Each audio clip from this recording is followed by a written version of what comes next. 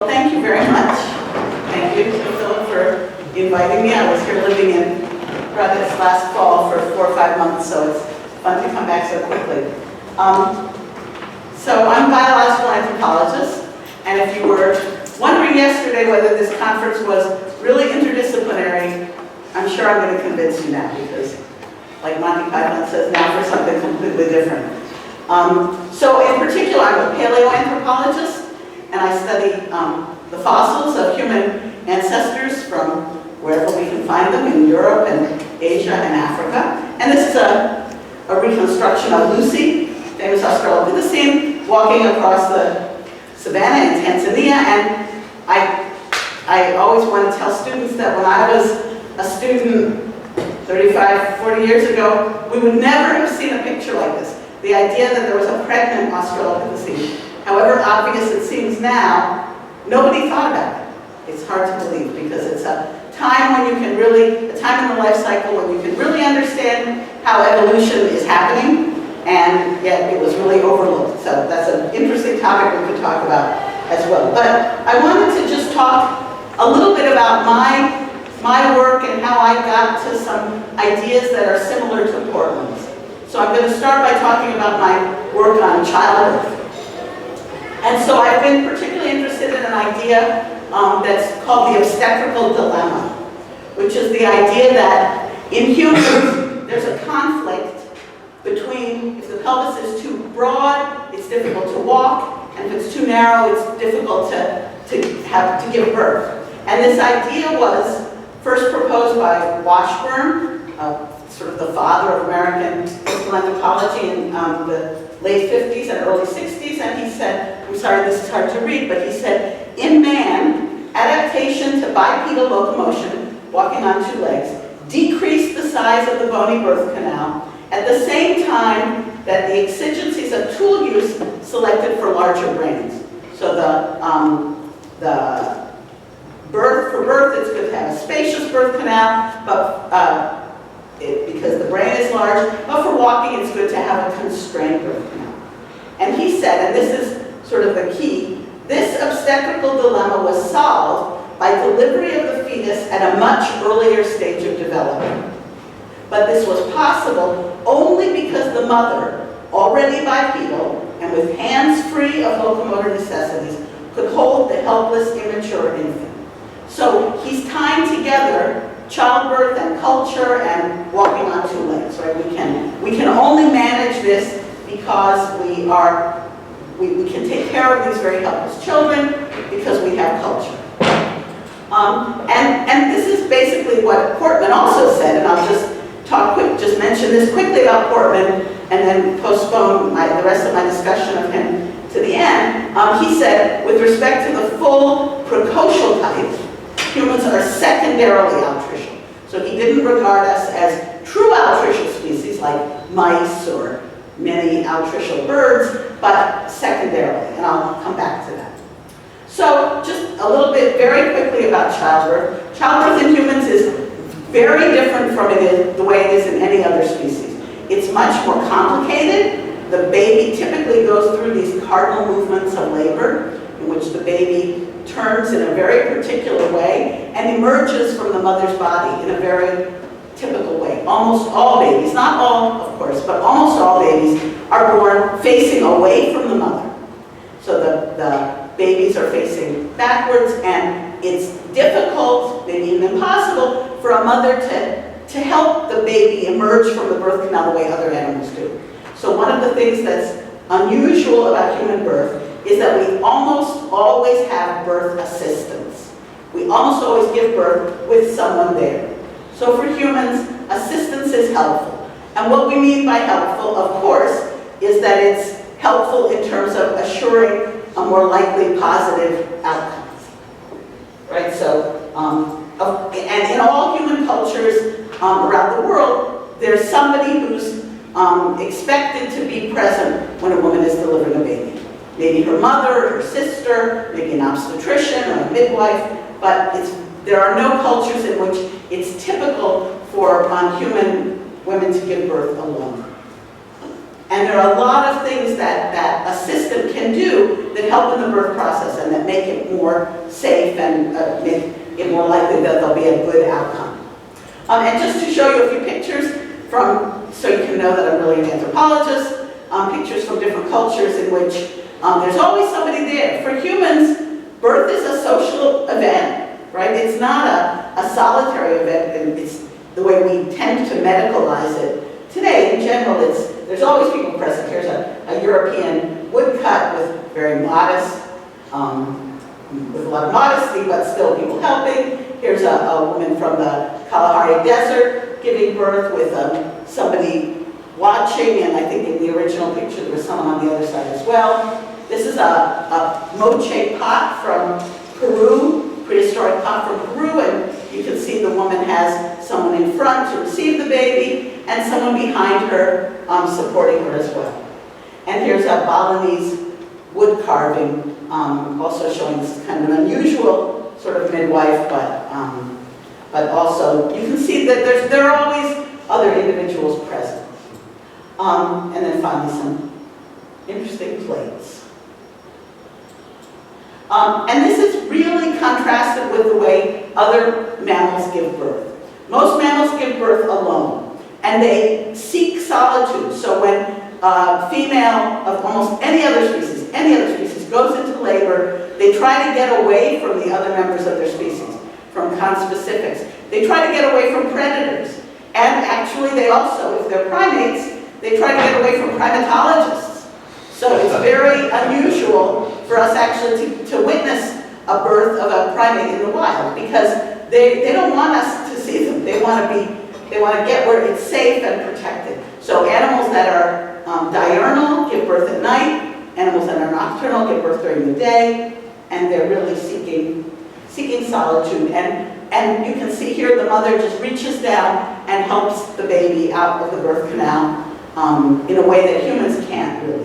And actually, in the case of monkeys, the baby can help itself. The baby is stronger and has better muscle tone and better grasping ability, and it has 4 things it can grasp with its hands and its feet, so the baby can actually find its way to the mother's breast on its own. So this is a big contrast. So let me just look a little bit at why we have such a big difference between humans and non-human mammals in this way. So this is a picture that we redrew from the Swiss zoologist, primatologist Adolf Schultz, who we were talking about a little bit yesterday, who I think also influenced Portmann quite a bit. And this is a diagram showing the size of the baby's head relative to the size of the top part of the mother's birth canal. So you can see in the monkeys at the top that it's quite a tight fit. And over there is gibbons, who are small-bodied apes. They also have quite a tight fit. In the great apes, this is orangutan, chimpanzee, and gorilla, there's lots of space. The baby's head is much smaller than the mother's birth canal, and it seems to go through very easily and quite quickly. Obviously, we can't ask them. We can ask, but they can't answer how painful it is. But it seems that the monkeys have a more difficult time than the apes. And you can see in Homo, in our species, the baby's head is actually longer than the front to back dimension of the birth canal. It's actually longer on average. And so that's why in humans, the baby's head faces initially to the side, because that's the only way it can fit through. If you think of the birth canal in humans, the birth canal is a tunnel of changing cross-sectional shape. So at the top it's like this, flat, in the middle it's long, and then in the bottom it's kind of round. And because there's such a tight fit, the baby's head has to constantly find the biggest diameter through which it can pass. And that's not true of the other primates. So this is just some numbers to show you what the previous diagram showed. So in a spider monkey, the baby's head is about 3/4 of the size of the mother's birth canal. Quite a bit of room to spare. In chimpanzees, it's 55%. It's almost it's a little more than half as big. In macaques, it's almost this big, but a little bit smaller. So there's room, but just barely. But in humans, the head is actually longer than the birth canal, which you can understand is quite a problem. So in humans and the other primates, the birth canal is shaped differently. In the non-human primates, the birth canal is longest from the front to the back, and it's quite narrow. In humans, the birth canal, as I said, changes shape from the top to the bottom, and at the top it's relatively flat, in the middle it's relatively long, and at the bottom it's fairly circular. So if you can imagine trying to fit an egg through a passage where the shape changed, it would have to twist and turn to get through. So this is chimpanzee and human. And so this is, now you're looking at the side of the way that the baby's head enters the birth canal. In a human, the baby's head is facing to the side. And I want to emphasize, not every baby is born exactly this way, but two things are true about it. One is the vast majority of babies are born this way in humans, like more than 90%. And two, it's associated with the lowest risks. So we can see that selection is probably acting strongly on it. And here we can see a squirrel monkey, and it goes through face first, which is quite unusual for humans. Okay, so the obstetrical dilemma is about this conflict between these two very human characteristics, walking on two legs and having a large brain, right? And Washburn said that this conflict could be mediated by giving birth to helpless offspring. So this is one of my helpless offspring, quite helpless at this time indeed. So Washburn is saying we're going to push birth earlier in the developmental process so the baby can get out.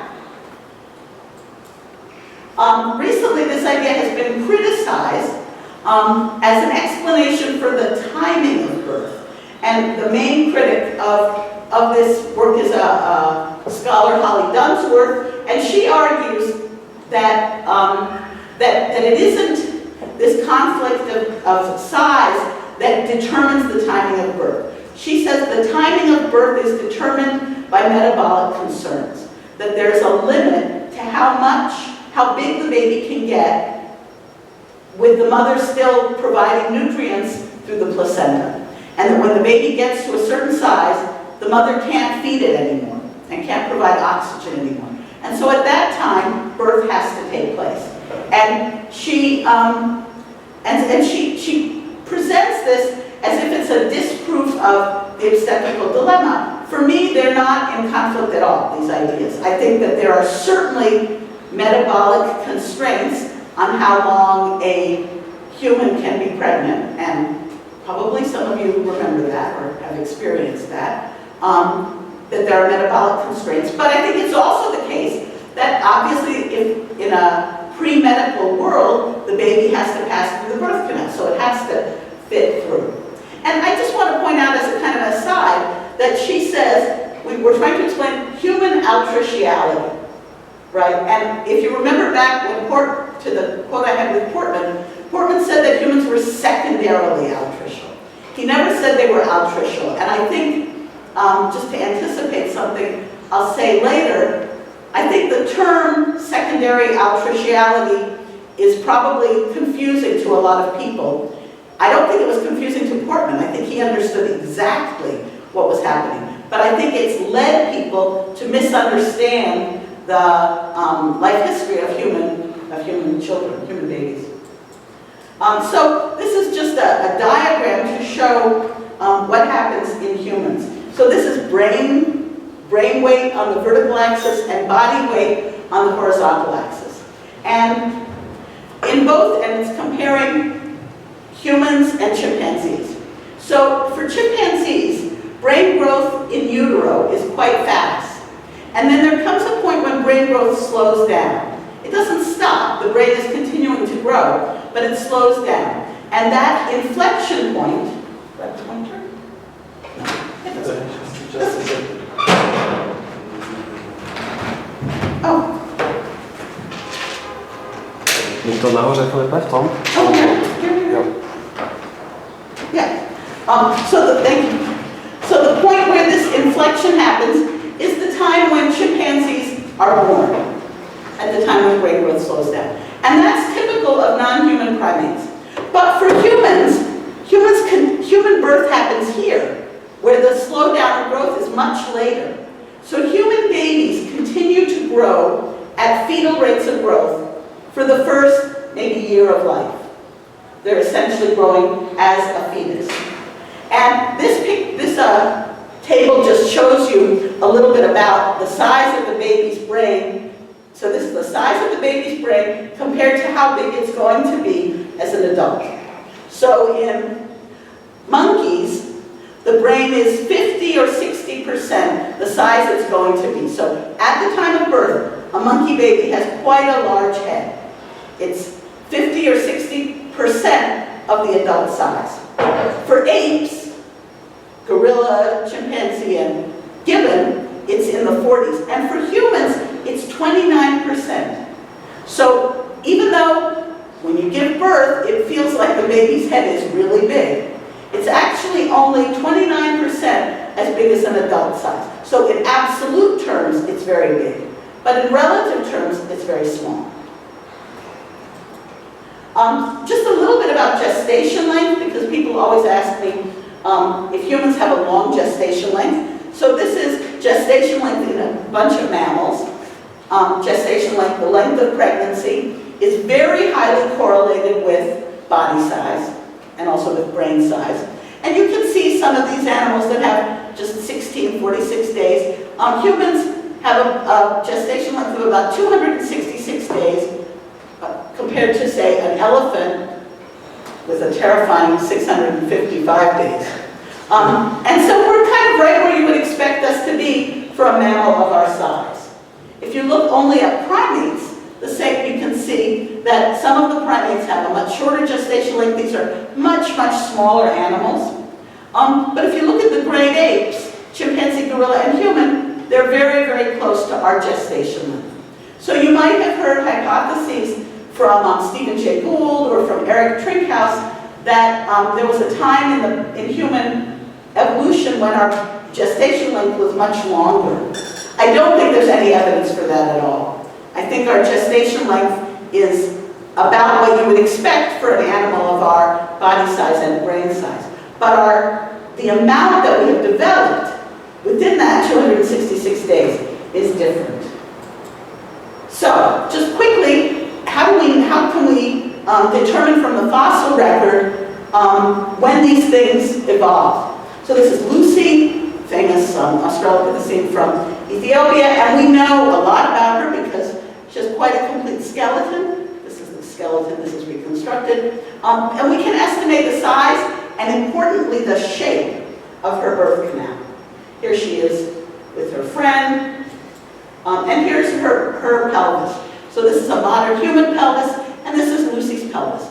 And the things that I'd like you to notice about this are that Lucy is a tiny person, like this high, 3.5 feet tall. And yet her pelvis is very wide. It's as wide as a modern person. This is a modern human woman, and this is Lucy. Their pelvises are the same width, although the modern woman is at least as tall as me, probably taller. But what's different is the shape. So here it's much rounder, and this is much wider from side to side.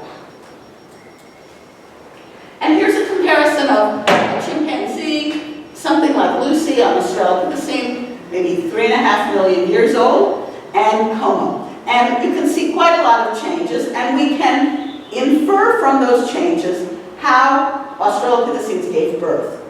So this is a reconstruction of, it's now, if you imagine that you are the midwife, and you're looking into the birth canal of the woman who's giving birth, and you have X-ray vision.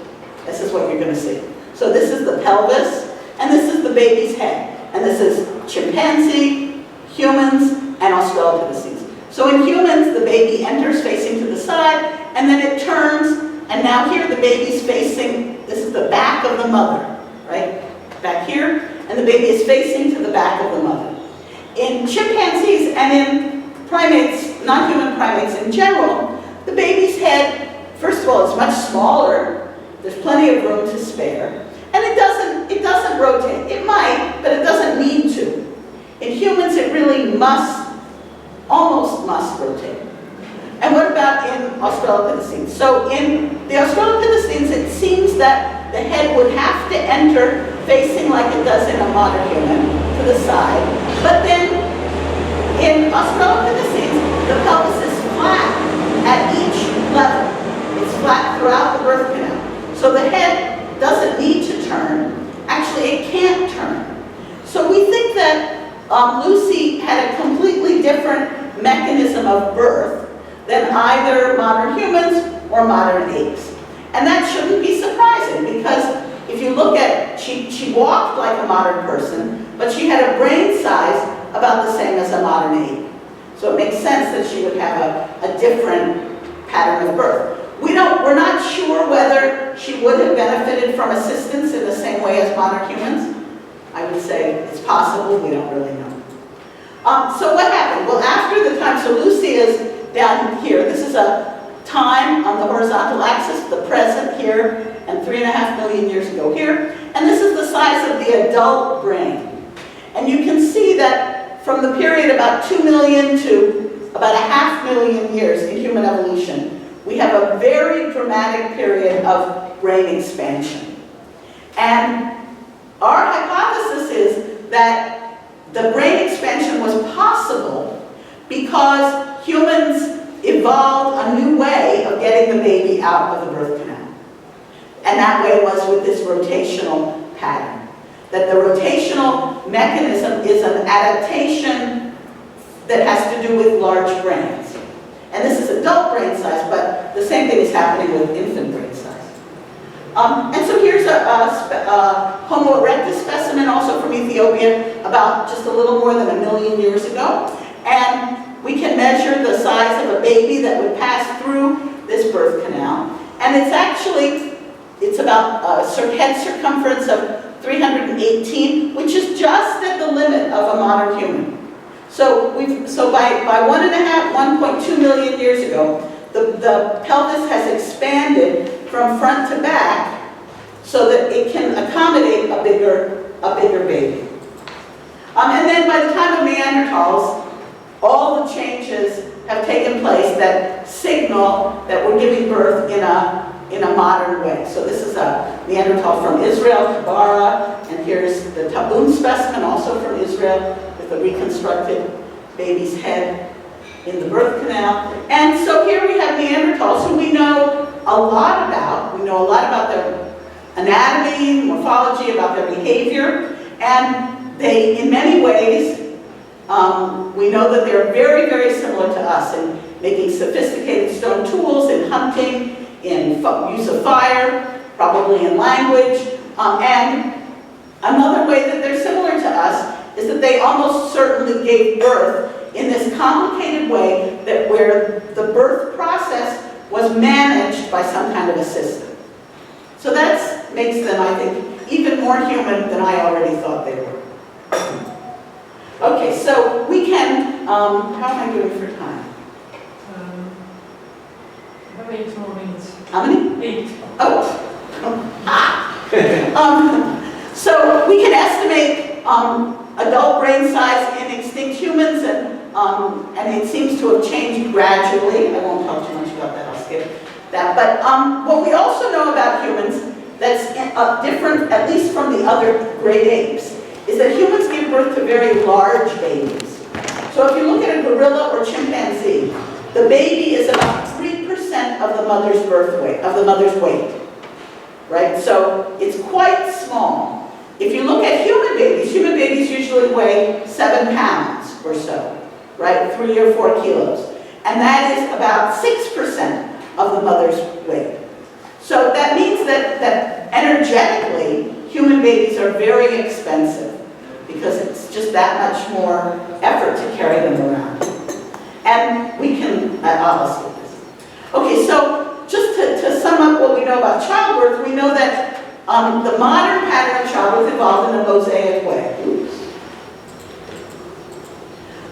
that there were a series of trade-offs that have led to some vulnerabilities. If we let the pelvis get too large, that has implications for walking. If we let it get too small, that has implications for childbirth. And that we're able to deal with that vulnerability because of culture, because of this social aspect of childbirth. We know that discomfort at birth, pain, has proximate and ultimate explanations. When a woman is giving birth, a human female is giving birth, she tries to get people to come and help her, right? She's in pain and she's maybe also anxious.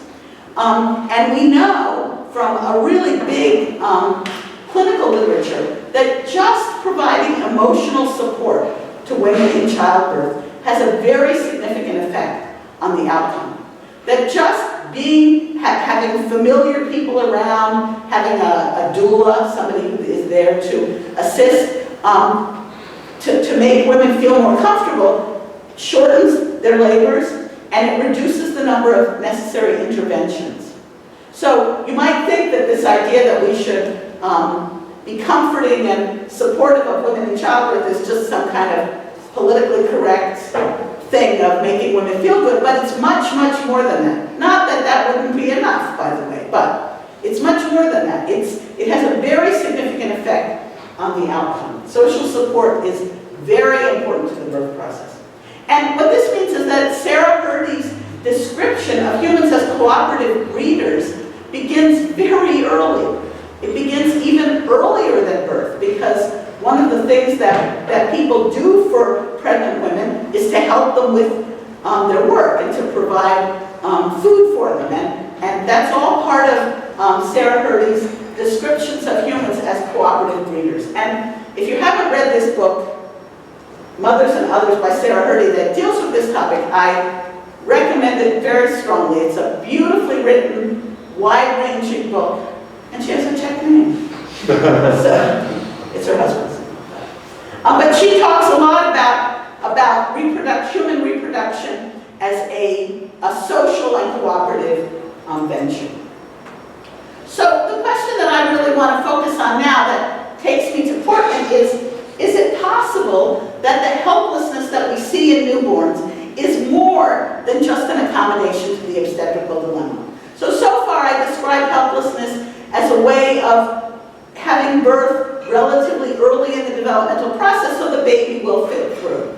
And the people who talked about the obstetrical dilemma said, we can do that because we're cultural animals, because we have people to help us, we have some technology, and so we're able to deal with these very helpless babies. And you know that today, babies who are born prematurely are much more likely to survive, even when they're very, very small, right? Even well under a kilo. This is a book that we put together a few years ago where we had papers dealing with this question of how helpless infancy might contribute to the human adaptation. And I'm not putting this as an advertisement for the book, so you'll buy it, because if you send me an email, I'll send you the PDF. But don't tell the publisher. But I'm happy to share it.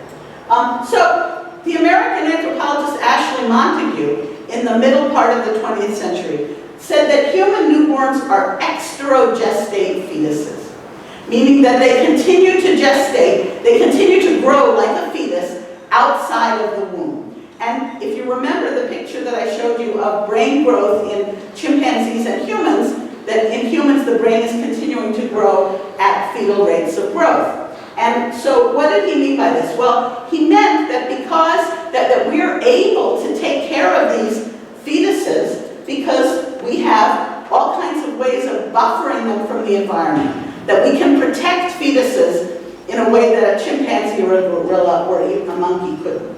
So newborn babies are culturally buffered by blankets and clothing, by fire, by shelter, by processed foods that we can feed them, food that's pulverized or cooked, and by the care of their parents and what Hradec calls alloparents. So alloparents are people other than the mother who provide care of the baby. And here are just some examples of things that protect babies. So that for Montague, it's because we have culture that we can manage and protect these babies. And Portman said something just a little bit different, and I think that took it a little bit further. And I think this is your translation, I hope. He said, we can say that the growing human being is born out of the mother's body into a second uterus in which he traverses the second half of his embryonic life. This is the social uterus. So the idea is to think of human newborn babies as really continuing to be like a fetus, but surrounded by culture. And by culture, I mean to include all the things that I had in the previous slide, and probably many more. So other non-human primates are very different in the way that they treat the babies. If you've seen films of chimpanzees, if you've seen some of Jane Goodall's films from Gombe, for instance, chimpanzee mothers are very protective of their babies. They don't want any other chimpanzees to come near. If anyone comes, they protect them and hold them and go away. They don't want other chimpanzees to have anything to do with their baby. Even if it's, there's some great footage of Flo, a famous chimpanzee that Goodall studied, where her daughter, her adult daughter, is trying to look at her new baby, and she wants nothing to do with it. She wants just the mother to take care of the baby. This is very different from what happens in humans, right? In humans, a newborn baby is born, everyone holds the baby, right? People come to visit, oh, let me hold the baby. So one of my friends had twins, and he took a picture of all the different people that held the baby in the first year, the two babies actually, in the first year of life. So all these people, and many more actually, just put these together as an example. These are all alloparents, right? This is what Hradec means when she talks about alloparents. Other people who are involved in the care of the baby. So, of course, I'll just very quickly talk about Portman's distinction between altricial and precocial life histories. I think you're probably all quite familiar with it. Altricial species have a short gestation, precocial have long gestation. Altricial species are born in large litters, many babies at once. Precocial species, small litters. Altricial eyes and ears closed, precocial eyes and ears open. Altricial mammals are covered naked, and precocial ones are covered with hair. Altricial species can't move around or find food on their own. Precocial ones are able to find food. Altricial species are very vulnerable to heat loss. They have poor thermoregulation. Precocial species have much better thermoregulation. And so, obviously, the altricial species are less developed at birth, and precocial species are more developed. And here you can see a graph. This is gestation length versus body mass. And this is for many, many mammal species. And the altricial species, for their body mass, have a shorter gestation length. So the precocial species are basically cooked longer, right? They're further along in their development at the time of birth. And of course, Portman talked about this in birds, the distinction between altricial and precocial. Here you can see these baby birds who, their eyes are still covered, they can't see, they have no feathers, they have to stay in the nest for a long time, versus this one that's ready to go. And here you can see the same thing in mammals, right? These are some one-day-old mice who really look like little grubs, versus a young deer who gets up and goes on its own right away. And Portman said, and he was very, very clear about this. He said humans and primates in general are precocial species. They have a long gestation length. They have a small litter. In the case of humans, usually one. They have their eyes open at the time of birth. They have their ears open. They smell, are well developed, but they are somehow more helpless than other primates. So they're completely precocial. And again, I think Portman was very, very clear. Here's a one-day-old gorilla that Schultz studied. Quite, obviously a very small litter of one. And here you can see, again, my helpless newborn and a very young grade A. So humans are clearly clearly precocial in all those senses. So how are human babies in need of help? Well, in many ways. As I showed you before, they're undeveloped in terms of brain growth. They have only 29% of their adult brain growth. They still have a lot of growing to do. They are big compared to the size of their mother, and they're demanding both in terms of the mother's energetics in carrying the baby around and in terms of the energy that they need to grow. They can't locomote, can't get around on their own, and they can't really grasp effectively. Other primates can grasp very well from the time of birth, and of course they can grasp with their hands and their feet. Human babies can't feed themselves. They have these very big growing brains that need lots of food, and they are very poor at thermoregulation, so they need to be kept warm. You know that one of the most important things that people think about newborn babies is to keep them in a blanket or clothes to keep them warm. And of course, in many situations, we have to protect them from predators. So they're, I would say, very needy little creatures. Okay, I'll take a little bit more. So the obstetrical dilemma sees infant helplessness as a way to mitigate the risks of childbirth, and that something is possible because of our cultural adaptation. But I'm asking the question, is it possible that this helplessness allows human newborns to do special things that maybe other species can't do? And I'm trying to be very careful here not to say that I think it evolved in order for this to happen, but just I think it happens. So especially because humans have this helplessness in a particularly rich and stimulating environment. When human babies are born in this very helpless form, and they come into a world in which there's language and ritual and social interaction and technology and all these things happening. And of course, that's an environment that anthropologists would call a rich cultural environment. So you know that this is from the 70s, that human newborns can do all kinds of amazing things. This was a study in which human newborns would imitate the facial expressions of adults.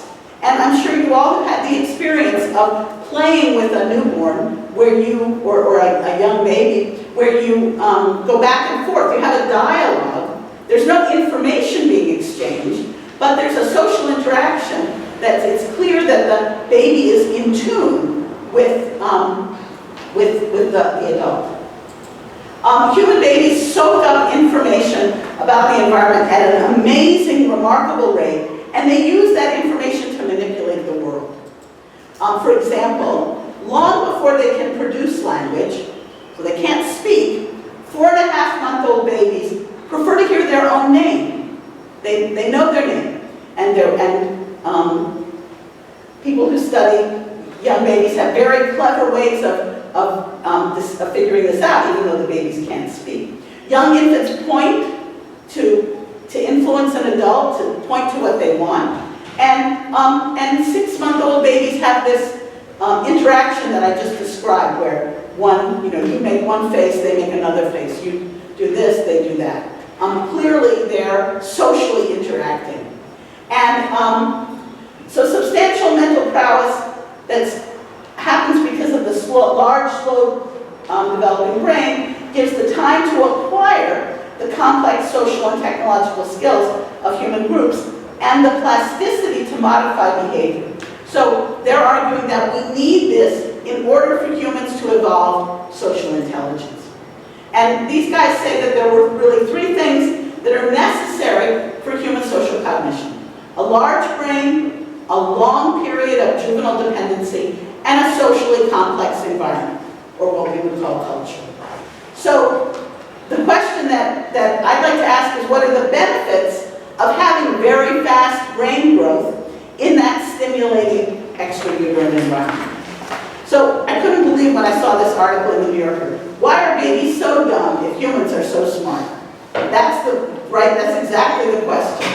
And this was a paper that was reporting on this PNAS paper about the extraordinary intelligence and care of infants. And this first one was published in the New Yorker a couple of years ago. And this was the picture that they had to illustrate it, which just amused me so much because it speaks right to what Hradec is saying. that the way we take care of these helpless babies is by all these people helping, or whatever they're doing.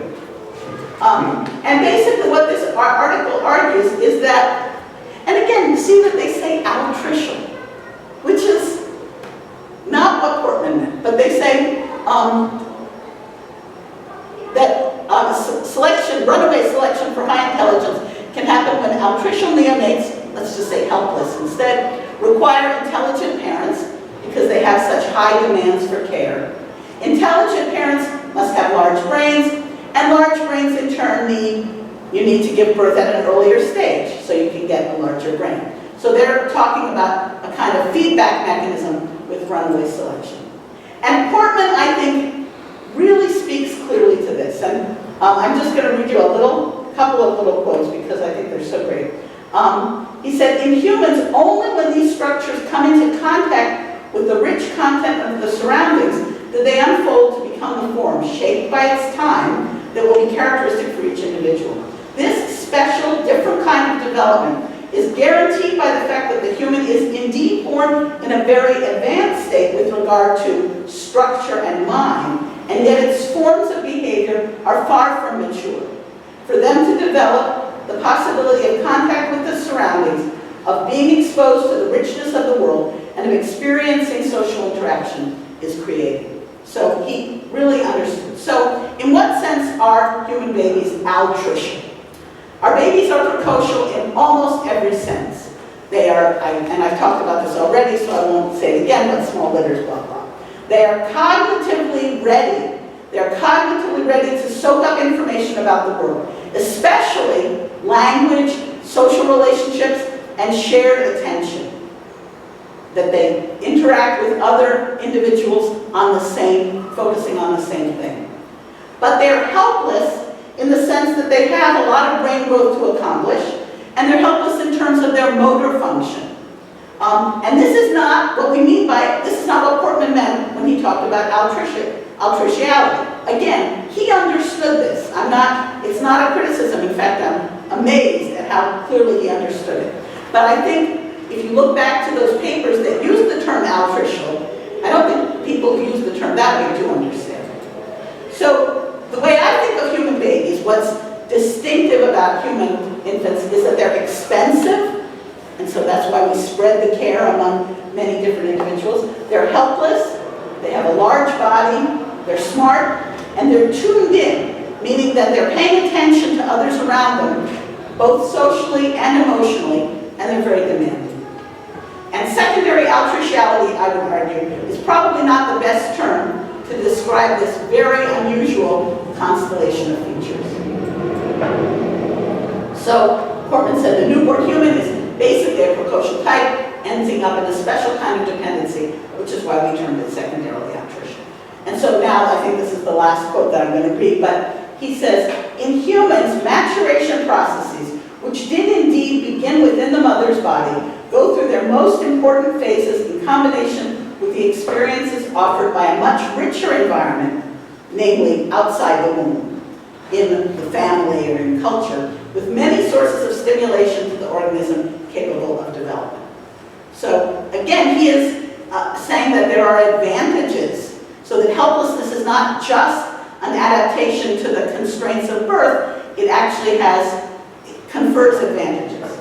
Again, being careful about cause and effect. So I want to kind of leave you with this idea of what can we do with this hypothesis. I don't think that I wouldn't try to argue that I've presented evidence that this is the case, but I think it's good for us to think about how we might test the hypothesis. And I just want to finally leave you with one quote, which I think wonderfully describes the peculiar and unusual combination of features that human babies have. And unfortunately, this wasn't in print, but this guy Turk said in a lecture, a human infant exhibits the combination of physical altriciality and precociality, in which children who cannot jump off the ground with both feet can nevertheless control and manipulate every adult they come in contact with. And those of you who are parents, I think, will appreciate that they may not be able to type a password or get their own breakfast, but they are manipulating groups of people incredibly skillfully. And here are just some pictures to show that. So thank you.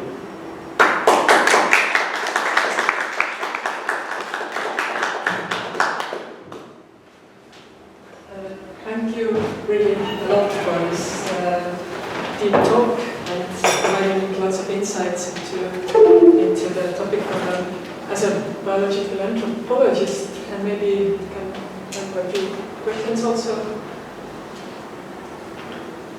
Yes. So coming back to this question, when this type of development might have first evolved, and this suggestion, the evidence that the change might have occurred by the time of Homo erectus.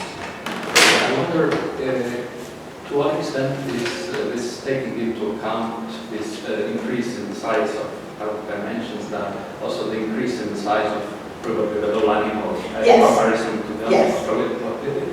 And secondly, how many skeletal remains do we have by now to suggest this, and can we date their precise age to be sure at what age are these skeletal measurements exactly? Yeah, so those are very good questions. The first one, so Lucy was like this. There's obviously been a big increase in height, in stature and in body size in general. But even taking that into account, the trends that I showed are the same. So Lucy's, the brain size in someone like Lucy is less than a third of the size of a modern human, and they're much more than a third of the size. So, in terms of what fossils we have to work with, I would say, of course, we don't have as many as we would like. That's the nature of being paleontologists. But we have quite a few quite complete female skeletons from the time period about 3.5 million to the present. I mean, to say how many, it's probably 10 or something, but they're pretty well dated, and I think they give a lot of information about the changes. And we have a lot more fragmentary material, which by itself wouldn't be enough to reconstruct the birth canal, but when we look at it, it's consistent with our reconstruction from the more complete specimens. So I think we have pretty good information about that. So it's possible to say that Homo erectus was secondarily artificial? So I would say that I don't think that that Homo erectus babies were probably as helpless as our babies. I think they were probably more developed at the time of birth. But I think they were less developed than chimpanzees or gorillas. But I would say that's a hypothesis that I'd like to test further if anyone can help me with that. Thank you very much. It was wonderful talk. My question is maybe surprisingly, or it's rather known, not about humans, but about cats. They actually also have cooperative births, and yeah, like especially in farm cats, like it's well documented. There is also this technical term of our mothers, and especially if they are like mothers of their mothers or sisters, so they are also helping to give a birth. So what do they do when they help? I do not know exactly, but also physical contact is important. Yeah. And I think that they lick the kittens before the biological mother does it. And okay. So I would say that's more like helping with the care of the babies than actually helping with the physical process of birth. But they also use this problem of the midwife. So there must be something. Maybe they bite off the umbilical cord. Yeah, I think this is what happens. I should look at cats. And then the whole question of eating the placenta, which humans don't do. I could talk for hours about this, but most people don't think it's that great a topic. But humans don't eat the placenta, and almost all other animals do. I perhaps ask myself a quite general question that could you, or what would you say, what is the status of this kind of ontogenetic like explanations these days in the discussions of human evolution in general? So are they like in the mainstream also, or are they like marginal? Yeah, I would say there's a lot of work in human evolution on all kinds of life history changes, and we have a very good fossil record of the bones of children, and where we can see the teeth, because the teeth are the most commonly preserved part of the body, and so we can see when the teeth are erupting, and that gives us some insight into how quickly they're developing. So there's quite a lot of work on that.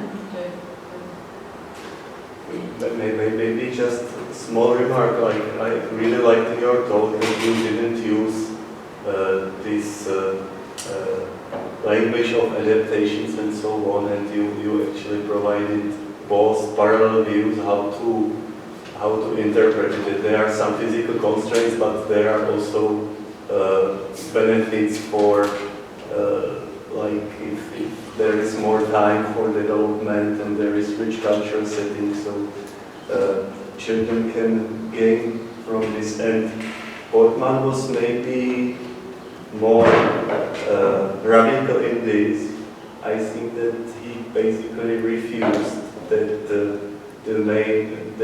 one of the important reasons why there is premature born is this obstetrical dilemma as physical one. He saw it like that it's pre-adaptation for culture as such, that we wouldn't have culture being if there wasn't this phenomenon of premature birth. But actually your interpretation might be more viable for biological thought.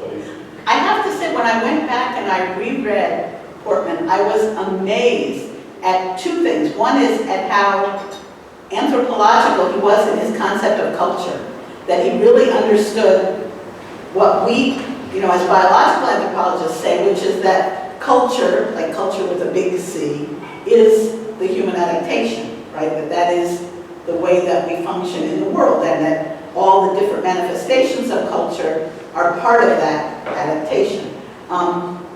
And that was, I think I had forgotten, or maybe I never knew that. And then the other thing was how clearly he understood that, well, two other things. One is how clearly he understood that humans are not altricial in any way.